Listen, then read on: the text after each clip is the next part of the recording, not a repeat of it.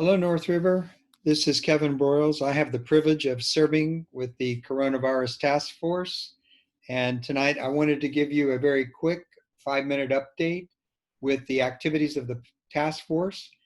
And to do that, I'm going to share my screen with you and a small presentation.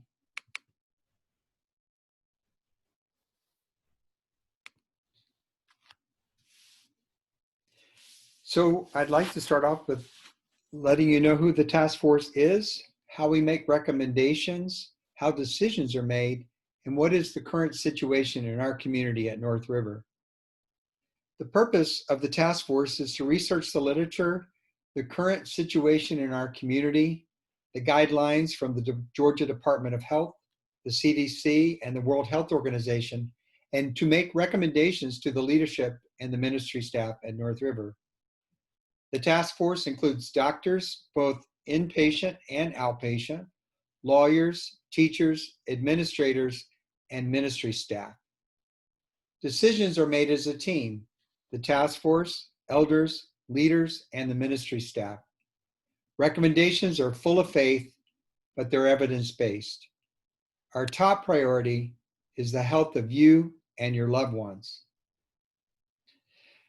Decisions by the task force are made by looking at three things: the number of cases in our community, the number of hospitalizations and intensive care admissions, and the number of deaths. We stratify risk into red, yellow, and green. We look at the 7-day trend of cases, hospitalizations, and deaths. A red risk, which we're in right now, means that all of these are increasing: cases, hospitalizations, and deaths.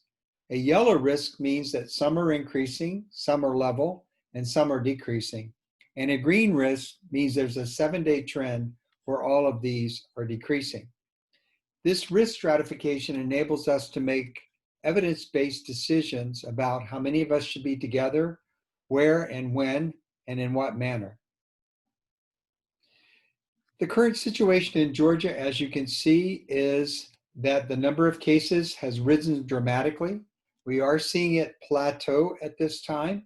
However, if you'll notice at the very far right, it started to rise again.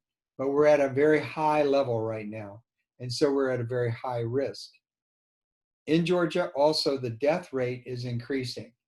And so this is also something that we keep in mind when we make recommendations. In Cobb County, we also see the number of cases are increasing. And we also see, gratefully, that the death rate is leveling and decreasing at this time. What we're seeing as a trend are that younger people are getting infected. We're seeing younger people with worse symptoms. We're seeing more cases. And the urgent care setting where I work, in a health system that is quite large, I'm seeing a 20 to 30% positivity rate of people who come in to be tested. And many of those are young people.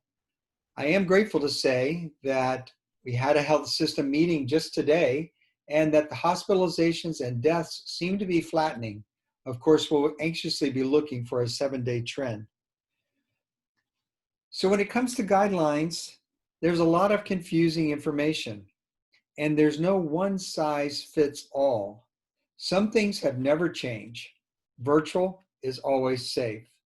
Less risk is associating with wearing masks, distancing, being outdoors, and smaller groups of people. As a church, we will be virtual through August, as we've already announced, and probably through September with the numbers the way they are right now. However, we meet often to reassess.